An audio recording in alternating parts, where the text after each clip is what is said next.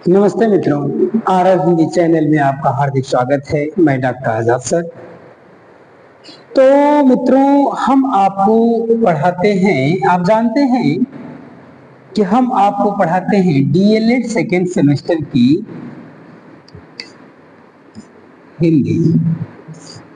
आपको पढ़ाते हैं हम डीएलएड सेकेंड सेमेस्टर की हिंदी। उस सेकेंड सेमेस्टर की हिंदी में आपको हमने 3 यूनिट मैंने पढ़ा चुका हूं।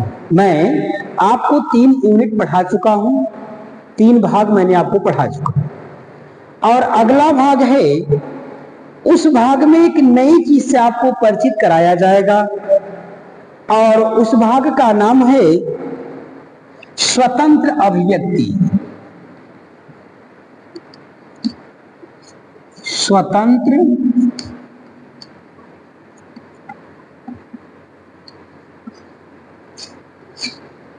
स्वतंत्र अभिव्यक्ति।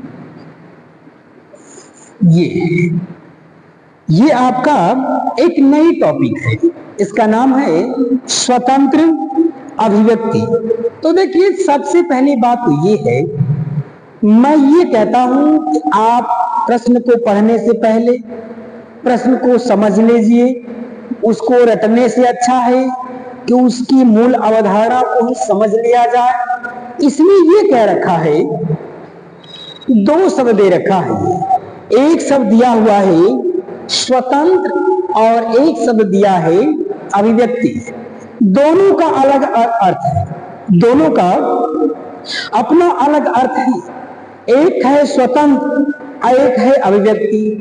कहता है स्वतंत्र का मतलब ये बताना चाहता है कि जो आप निर्बाध रूप से, निर्बंध रूप से आप स्वतंत्र होके, आजाद होके आप ये स्वतंत्र है। और कहता है अभिव्यक्ति प्रस्तुति, यानी किसी भी चीज की अगर आप स्वतंत्र होकर प्रस्तुति या अभिव्यक्ति करने का काम करेंगे, वह ज्यादा ही प्रभावित होने का काम करेगा। यदि आप किसी प्रेशर में हो, किसी दबाव में होंगे या किसी अन्य वजह से अगर आप डिस्टर्ब हैं, उसके बाद अगर अभिव्यक्ति देने का काम करते हैं, तो निश्चित रूप से आपकी जो अभिव्यक्ति है वह उतना प्रभावित नहीं कर पाएगी। इसलिए कहता है कि जो भी चीजें आप करो, यदि आपको बोलना है तो स्वतंत्र अभिव्यक्ति होकर बोलिए, लिखना है तो स्वतंत्र अभिव्यक्ति से लिखिए। ये कहता है कि स्वतंत्र अभिव्यक्ति का मूल अर्थ होता है कि स्वच्छंद होके किसी चीज के बोलना, कहना, लिखना इत्यादि क्रिया को हम क्या कहते हैं? स्वतंत्र अभिव्यक्ति या स्वतंत्र प्रस्तुति कहते हैं। ये तो है उस यूनिट का नाम, स्वतंत्र अभिव्यक्ति। लेकिन अब उस स्वतंत्र अभिव्यक्ति में आपको एक और पॉइंट मिलेगा कि स्वतंत्र अभिव्यक्ति का अर्थ। हेडिंग है स्वतंत्र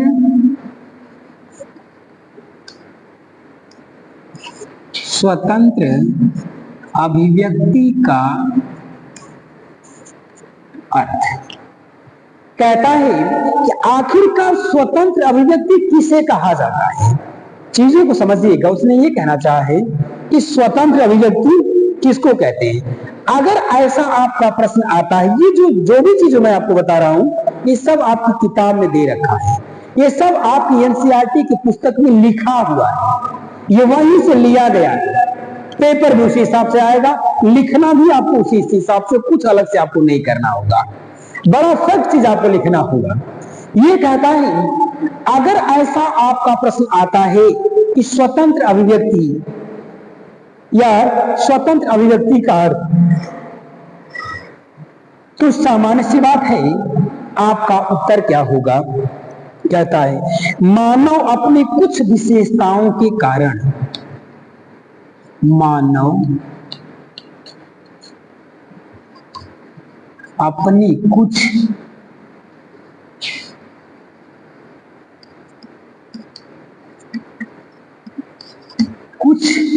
विशेषताओं की, मानव अपने कुछ विशेषताओं के कारण पशु से भिन्न है। पशु से पशु से भिन्न है। देखिए, उसने पहला उत्तर दे रखा है। यदि आपसे पूछता है कि स्वतंत्र अभिव्यक्ति का क्या अर्थ है, मैं नहीं, ये आपकी किताब के अकॉर्डिंग मैं बता रहा हूं कि किताबों में क्या लिखा है। ये कहता है कि मानव अपनी कुछ विशेषताओं के कारण, यानी मनुष्य की कहीं ना कहीं अपनी कुछ खास की विशेषता है। ये कहता है कि मनुष्य अपनी कुछ विशेषताओं के कारण पशुओं से क्या है, अलग है, पशुओं से क्या हुआ, भिन्न होने का काम किया हुआ है। तो कहता है कि मानव अपनी कुछ विशेषताओं, पूरी विशेषता में कुछ विशेषताओं के कारण पशुओं से क्या हुआ, भिन्न होने का काम किया हुआ है, अलग होने का काम किया हुआ है। दूसरी बात कहता है वह, मानव की विशेषता है, कहता है मानव की विशेषता है, मानव की विशेषता है स्वतंत्र विचारों की अभिव्यक्ति, स्वतंत्र विचारों की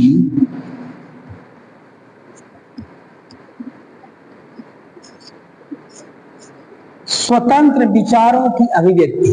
देखिए, दूसरी बात कहता है कि मानव की एक अपनी खास विशेषता है, वह अपना उसका खुद का एक गुण है, खुद की उसकी अपनी एक पहचान है।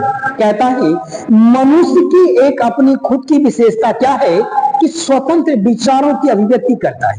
यानी मानव की सबसे बड़ी पहचान यह है कि वह स्वतंत्र हो करके अपने विचारों को अभिव्यक्त करता है, अपने विचारों को प्रस्तुत करता है, अपने विचारों को लोगों के सामने रखने का काम करता है। ये क्या है, मानव के विचारों की स्वतंत्र अभिव्यक्ति है, ये मानव की खुद की विशेषता है। तीसरी बात वह कहता है, मौखिक अभिव्यक्ति के कारण, मौखिक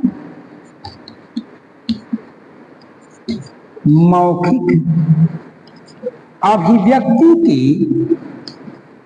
मौखिक अभिव्यक्ति के कारण या मौखिक अभिव्यक्ति के द्वारा, कर लीजिए इसको, मौखिक अभिव्यक्ति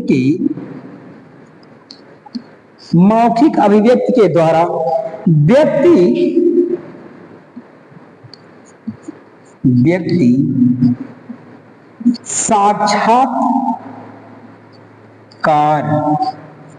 व्यक्ति साक्षात्कार में चुन लिया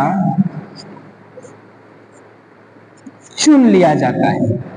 देखिए, कहता है कि मनुष्य की एक अपनी विशेषता है, वह विशेषता है कि स्वतंत्र विचारों को अभिव्यक्त करता है, वह निश्चित होकर के अपने विचारों की कहीं न कहीं प्रस्तुति को देने का काम करता है। और अगली बात कहता है, इसी कारण मानव स्वतंत्र अभिव्यक्ति के कारण ही साक्षात्कार में, यानी मौखिक अभिव्यक्ति के कारण ही व्यक्ति साक्षात्कार में चुन लिया जाता है, जिसको हम लोग क्या कहते हैं, इंटरव्यू कहा जाता है। साक्षात्कार का मतलब जो होता है इंटरव्यू, और इंटरव्यू को हिंदी में क्या कहते हैं, आंतरिक अवलोकन कहते हैं। आंतरिक अवलोकन उसने कहना चाहता है कि मौखिक अभिव्यक्ति के द्वारा यदि व्यक्ति मौखिक अभिव्यक्ति को स्वतंत्र होकर प्रस्तुत करने का काम करता है, तो वह व्यक्ति साक्षात्कार के लिए चुन लिए जाने का काम किया जाता है या उसका चयन हो जाने का काम करता है। और कहता है ये जो मौखिक अभिव्यक्ति है या ये जो स्वतंत्र अभिव्यक्ति में आप चल रहे हो, कहता है ये जो स्वतंत्र अभिव्यक्ति है, यह स्वतंत्र अभिव्यक्ति किसके किसके अंदर होती है। यह कहता है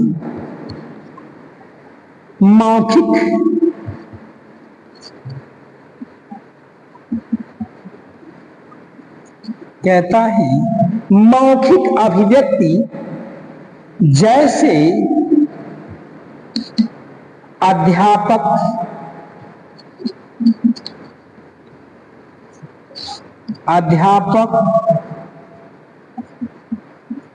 वकील, अभिकर्ता,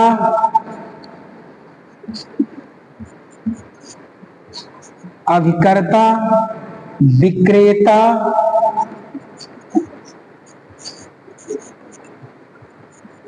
इत्यादि। ये देखिए, ये कहना चाहता है, या आप यहां एक चीज और थोड़ा सा और बढ़ा सकते हैं इसको। विक्रेता, मंच के कलाकार, मंच के कलाकार इत्यादि। ये देखिए, ये 4-5 बातें हैं। वही कहना चाहता है कि अच्छा, कभी कभी प्रश्न अगर आपका ये बन जाए कि आखिरकार मौखिक अभिव्यक्ति किसके अंदर सबसे ज्यादा होता है, तो आपका उत्तर होगा एक अध्यापक के अंदर होता है, एक वकील के अंदर होता है, एक मंच के कलाकार के अंदर होता है, एक अभिकर्ता के अंदर होता है, और एक विक्रेता के अंदर होने का काम करता है। ये कहना ये चाहता है कि यदि आपका प्रश्न कभी भी परीक्षाओं में ऐसा आ जाने का काम करे कि स्वतंत्र अभिव्यक्ति क्या है, तो स्वतंत्र अभिव्यक्ति में यही सारी चीज आप लिखने का काम करेंगे। यदि आपसे पूछ दिया कि स्वतंत्र अभिव्यक्ति का अर्थ पूछ दिया, तो भी आप यही लिखने का काम करेंगे।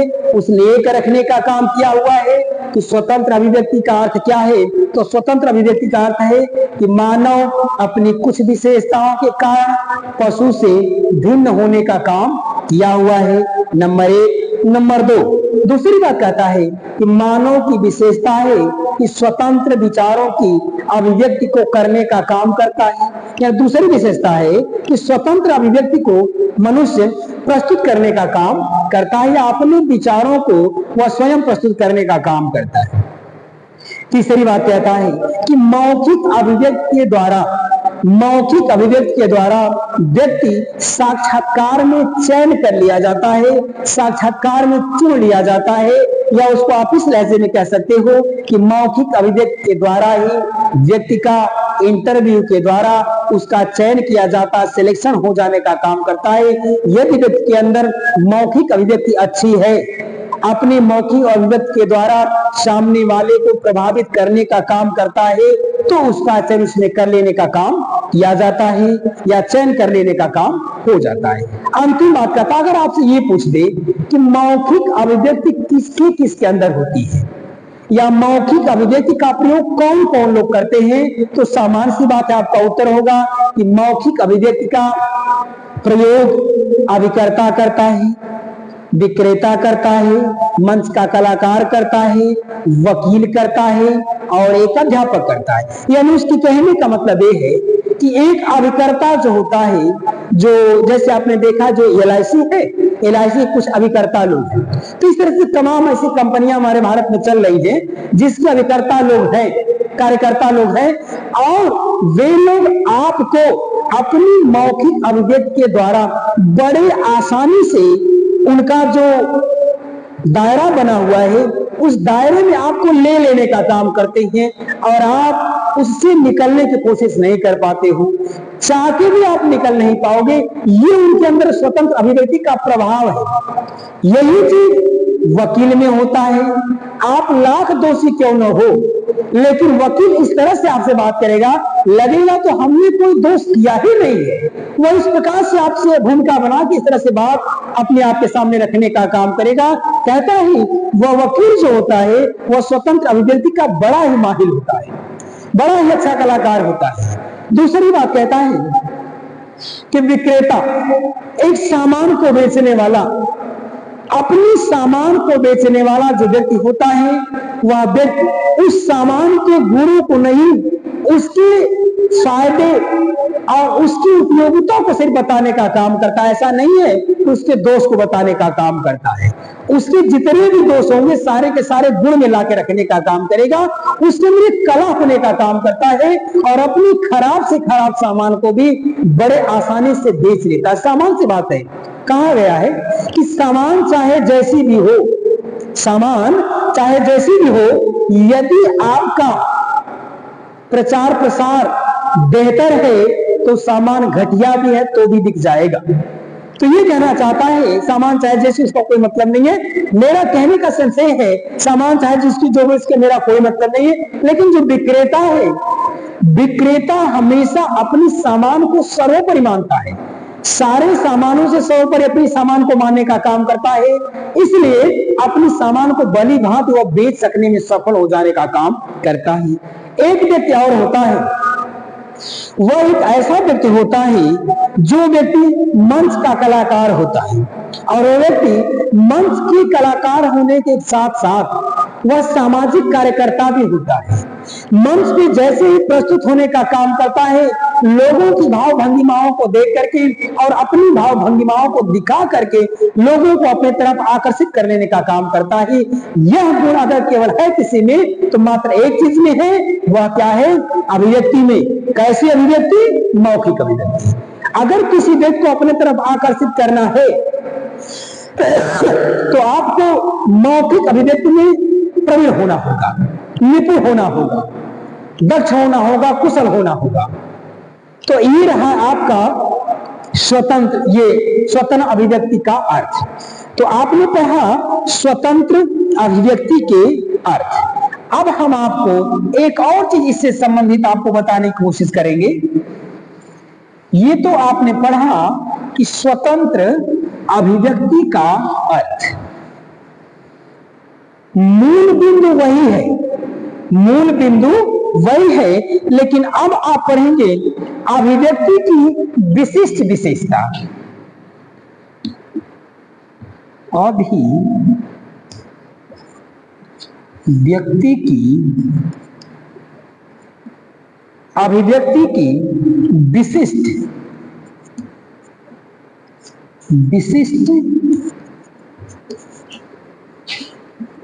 अभिव्यक्ति की विशिष्ट विशेषता।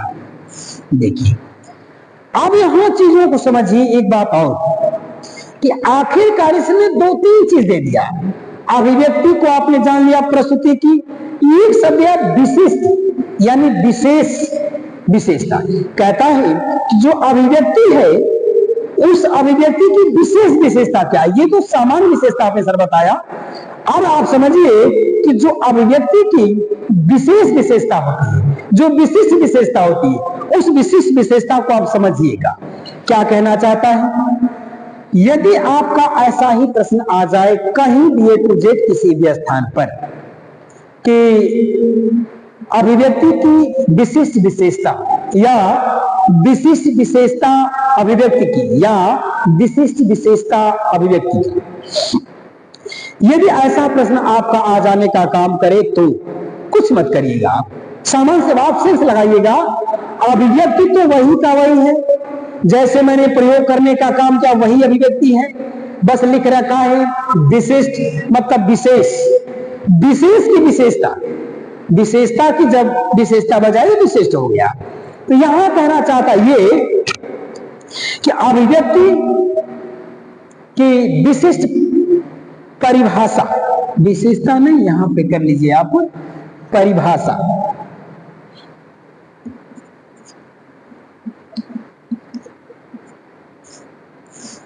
इसकी है परिभाषा। ये आप समझिए कहना क्या चाहता है। ये कहना ये चाहता है, अगर ऐसा प्रश्न आपका आ जाए तो कहता है जो अभिव्यक्ति है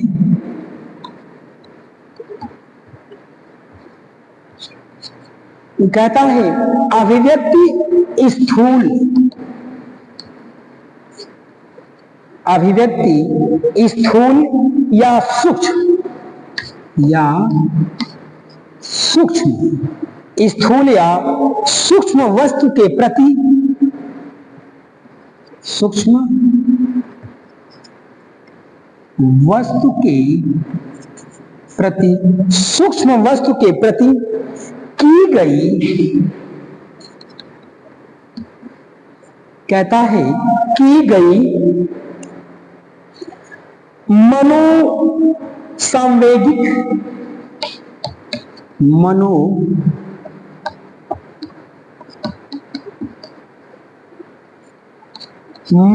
मनोसांवेगिक प्रतिक्रिया है,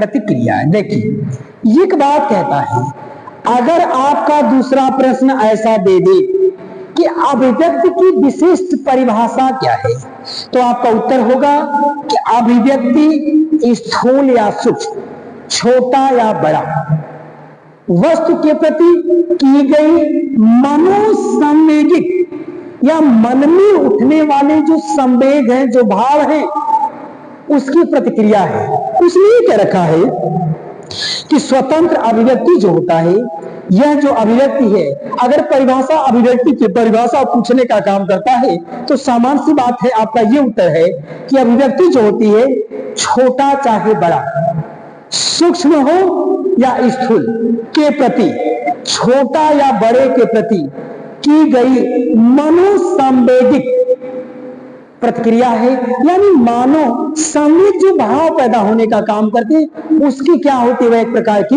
प्रक्रिया होने का काम करती है। दूसरी बात वह कहता है, अभिव्यक्ति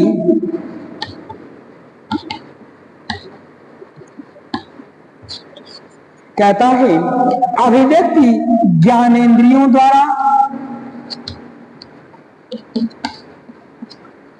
अभिव्यक्ति ज्ञानेंद्रियों द्वारा, अभिव्यक्ति ज्ञानेंद्रियों द्वारा प्राप्त अनुभूति का प्रत्युत्तर है। प्राप्त अनुभूति का प्रत्युत्तर है, प्रत्युत्तर ऐसे होगा, प्रत्युत्तर है। ये कहता है, दूसरी बात उसने कहा कि जो अभिव्यक्ति है, वह अभिव्यक्ति ज्ञानेंद्रियों द्वारा, जिस इंद्रिय के द्वारा हमें ज्ञान होने का काम होता है, उसके द्वारा प्राप्त अनुभूति का, यानी उन इंद्रियों के द्वारा जो हमको प्राप्त होने का काम करता है, जो हमें मिलने का काम करता है, उसका क्या है, एक प्रकार का प्रत्युत्तर, ठीक उसी के समान दिया हुआ उत्तर होने का काम किया हुआ है। और तीसरी बात वह कहता है, अभिव्यक्ति वह शक्ति है, अभिव्यक्ति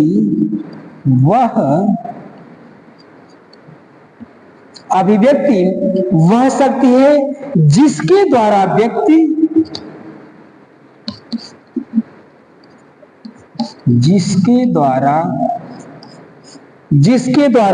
व्यक्ति अपना विचार दूसरों पर प्रकट करता है। व्यक्ति अपना विचार दूसरों पर प्रकट करता है। देखिए ये चीज कहता है। अब कहता है कि अभिव्यक्ति के, कहता है कि अभिव्यक्ति क्या है, उसने अभिव्यक्ति वह शक्ति है, ध्यान दीजिएगा, कहता है कि अभिव्यक्ति एक वह शक्ति है कि जिसके द्वारा, उसने कहा अभिव्यक्ति वह शक्ति है जिसके द्वारा व्यक्ति अपना विचार दूसरों के ऊपर प्रकट करने का काम करता है। सामान्य सी बात है, कहता है जो अभिव्यक्ति है या जो प्रस्तुति है, वह प्रस्तुति वह शक्ति है कि व्यक्ति अपना विचार दूसरे के ऊपर बड़े आसानी से प्रकट करने का काम करता है या प्रस्तुत करने का काम करता है, जिसे हम क्या कहते हैं, अभिव्यक्ति कहते हैं। तो यहां आपने देखा, ये है अभिव्यक्ति। अगर आपका कभी पूछ दे कि अभिव्यक्ति की क्या परिभाषा है, तो यही सब परिभाषा है, कुछ नहीं। अगर समझ में आपके आए तो आप इतना कह लीजिएगा कि जब कोई व्यक्ति, जब कोई मानव अपने विचारों को दूसरे के ऊपर बड़े आसानी से प्रकट कर देने का काम करे, जिसे हम अभिव्यक्ति कहते हैं। यानी अपनी बात को या अपने विचारों को दूसरों के ऊपर प्रकट करने को हम क्या कहते हैं, अभिव्यक्ति कहते हैं। एक बार पुनः इसको आप देख लेने का काम करिए, क्या कहना चाहता अभिव्यक्ति। कहता अभिव्यक्ति सूक्ष्म या स्थूल, कहता है छोटा हो या बड़ा, कहता है छोटा या बड़ा वस्तु के प्रति यानी ये कहना चाहता है जो प्रस्तुति है वह प्रस्तुति चाहे छोटा हो चाहे बड़ा, यानी उसने ये कहना चाहता है राई हो चाहे पर्वत। उसने ये कहना चाहा है अगर अभिव्यक्ति अच्छी है तो राई को भी पर्वत के रूप में प्रस्तुत कर देगा प्रस्तुत करने वाला। यदि अभिव्यक्ति अच्छी है तो पर्वत को राई के रूप में प्रस्तुत कर देने का काम करेगा, पर अब अभिव्यक्ति अच्छी होगी तब। उसने कहा कि सूक्ष्म हो या स्थूल हो उस वस्तु के प्रति, कहता है छोटी या बड़ी वस्तु के क्या है उसके प्रति जो की गई मनोसंवेगिक प्रतिक्रिया है। मानो संवेग जुड़ने में भाव पैदा होता है कि पर्वत को राई और राई को पर्वत करने की कुवत उसमें किसमें है, वह अभिव्यक्ति में होने का काम किया हुआ। तो उसने ये कह रखा है कि वह सूक्ष्म को या अभिव्यक्ति जो होती है छोटी हो चाहे बड़ी हो किसी भी वस्तु के प्रति उसकी अभिव्यक्ति अगर अच्छी है तो छोटे को बड़े और बड़े को छोटे दिखाने की कुवत उसके पास होने का काम करता है। पहली बात। दूसरी बात कहता है अभिव्यक्ति ज्ञानेंद्रियों द्वारा, जो अभिव्यक्ति है हमारी ज्ञानेंद्रियों द्वारा प्राप्त अनुभूत का प्रत्युत्तर है। यानी हम जो अभिव्यक्ति हम देते हैं, कहता है अभिव्यक्ति हमारी जो ज्ञानेंद्रियां हैं जिनसे हमको ज्ञान होता है, जिनसे हमें ज्ञान होता है उनके द्वारा जो हमें प्राप्त होता है, उनके द्वारा जो हमें प्राप्त होने का काम करता है, तो उस प्राप्त अनुभूति से यानी उस प्राप्त अनुभव से हम जो उत्तर देते हैं ये है अभिव्यक्ति। यानी हमारे द्वारा महसूस किए गए, हमारे द्वारा अनुभव किए गए जो भी चीजें हैं और अनुभव करने के बाद यदि मैंने उसके ऊपर कोई भी प्रत्युत्तर देने का काम किया, कोई क्रिया मैंने देने का काम किया, उसी को क्या कहते हैं अभिव्यक्ति। यानी कि चीजों को महसूस करके या चीजों को महसूस करके आभासित करके उसका प्रत्युत्तर देना ही अभिव्यक्ति है। यानी चीजों को महसूस करके आभासित करके उसका प्रत्युत्तर देना, उसका जवाब देना ही क्या है अभिव्यक्ति है। दो बात। तीसरी बात कहता है कि व्यक्ति, कहता है जो अभिव्यक्ति है अभिव्यक्ति वह शक्ति है।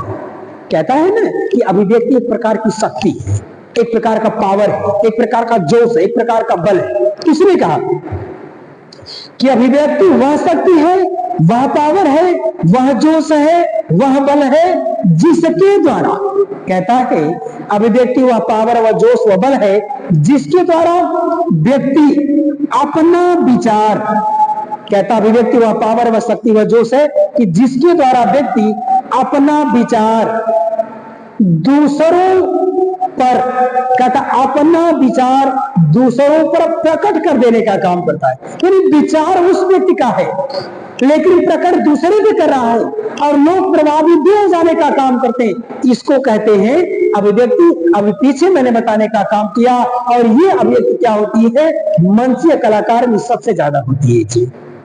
तो ये रहा आपकी अभिव्यक्ति की परिभाषा और अभिव्यक्ति। ये अभिव्यक्ति की विशिष्ट अर्थ है, विशेष परिभाषा है। यदि आपसे वह,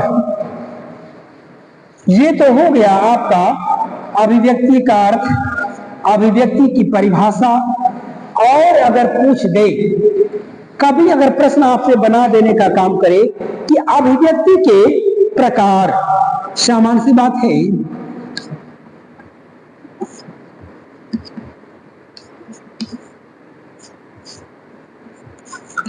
अभिव्यक्ति के प्रकार, अगर ऐसा प्रश्न आपके सामने कभी उपस्थित हो जाए कि अभिव्यक्ति के कितने प्रकार हैं, तो सामान्य से उत्तर में अभिव्यक्ति के कितने प्रकार हैं, अभिव्यक्ति के 3 प्रकार हैं। अभिव्यक्ति के 3 प्रकार हैं। अभिव्यक्ति के कितने प्रकार होते हैं? 3 प्रकार होते हैं। कौन कौन? कहता है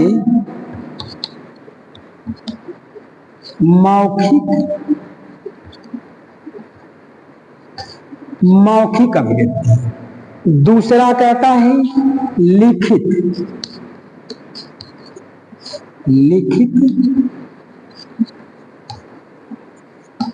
लिखित अभिव्यक्ति। और तीसरा कहता है सृजनात्मक